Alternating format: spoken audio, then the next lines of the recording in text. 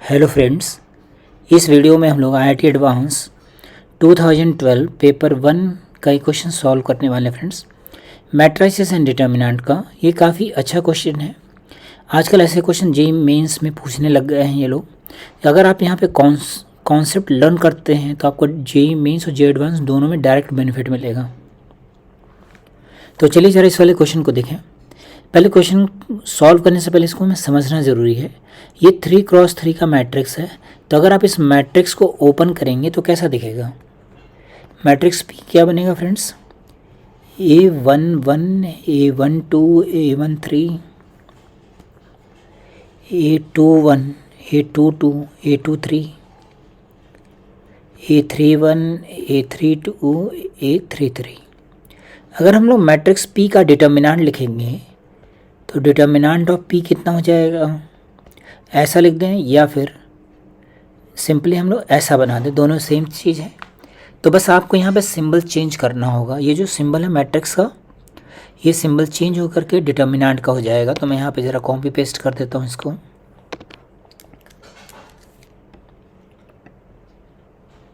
तो बस इतना ही फ़र्क है आपको matrix, there exist a determinant corresponding to every square matrix, है ना। तो जैसे ये हमारे पास स्क्वायर मैट्रिक्स है, 3x3 की स्क्वायर मैट्रिक्स है, तो इसके करस्पॉन्डिंग डिटर्मिनेंट बन गया। ये तो हमारे पास इसकी कंडीशन हो गई। इसकी वैल्यू हमें 2 दे रखी है फ्रेंड्स। देखिए डिटर्मिनेंट ऑफ p इज़ 2।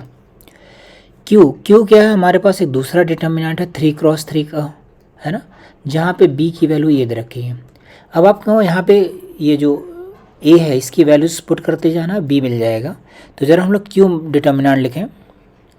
तो पहले q मैट्रिक्स लिख लेते हैं, फिर डिटर्मिनेंट लिखते हैं। आपको निकालना क्या है, डिटर्मिनेंट ऑफ मैट्रिक्स q। तो पहले हम लोग मैट्रिक्स बना लेते हैं, फिर डिटर्मिनेंट निकालेंगे। तो देखिए यहाँ पे B11 यहाँ पे थोड़ा मैं लिख के दिखाता हूँ। B11 का मतलब 2⁻1 + 1 इंटू A11 मतलब 2⁻2 A11। B12 मतलब 2⁻1 + 2 इंटू A12 मतलब 2⁻3 एंड A12। इस तरह से आपको एलिमेंट्स मिलेंगे फ्रेंड्स। इन एलिमेंट्स की वैल्यू हम लोगों ने यहाँ पे डाल दिया, तो कितना आ जाएगा 2⁻2 A11 इसकी हेल्प से। फिर 2⁻3 A12 2⁻4 A13।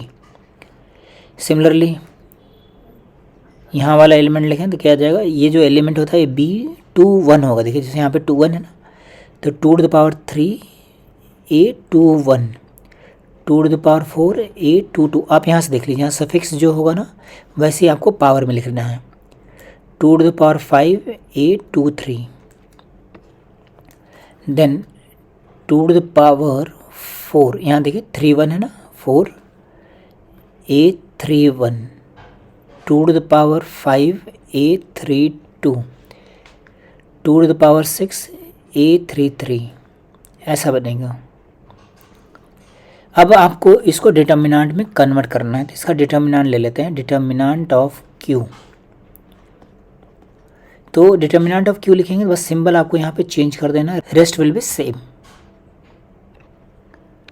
तो मैं यहाँ पे ज़रा सिंबल चेंज कर देता हूँ फ्रेंड्स।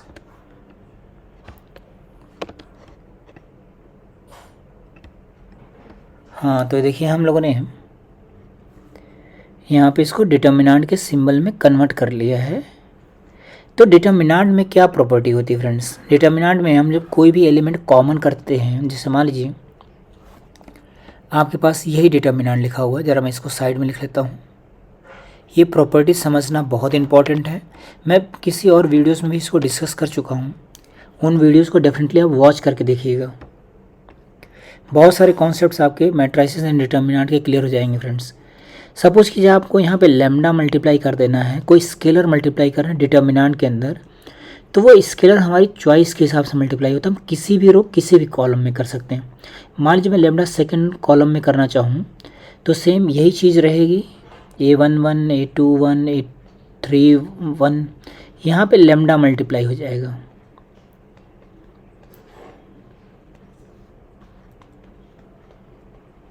देखिए ऐसा है ना, ऐसा बन जाएगा। तो जब भी हम लोग स्केलर मल्टीप्लाई करते हैं तो किसी पर्टिकुलर रो या कॉलम में मल्टीप्लाई होता है। वैसे ही सेम टू सेम जब हम कॉमन निकालेंगे तो हम रो या कॉलम से बाहर निकाल सकते हैं।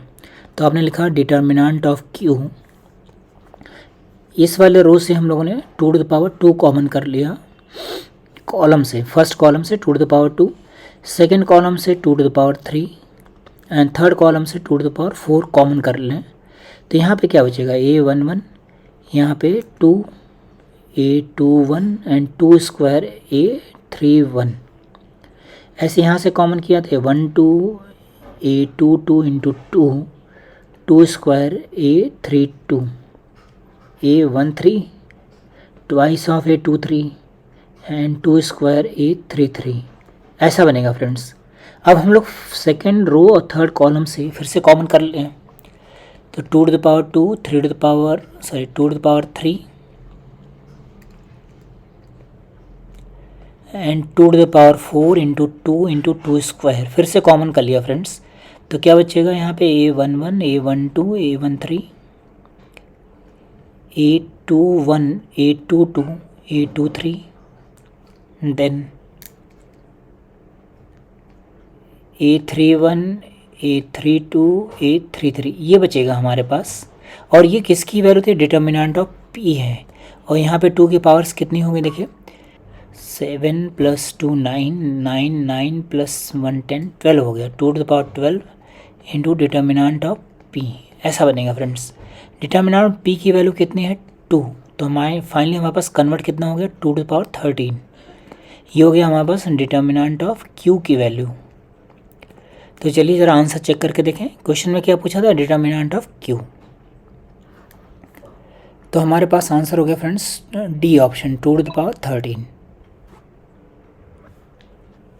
आई होप आपको इसका सोल्यूशन पसंद आएगा फ्रेंड, और काफ़ी अच्छा भी लगेगा। यहाँ पे देखिए कॉन्सेप्ट क्या है, सिंपल सा कॉन्सेप्ट। एक तो यही कॉन्सेप्ट है, स्केलर मल्टीप्लिकेशन का कॉन्सेप्ट है, और दूसरा हम लोग जो कॉमन निकालेंगे, मतलब इसको दोनों मैट्रिसेस को आपस में कैसे कनेक्ट करें।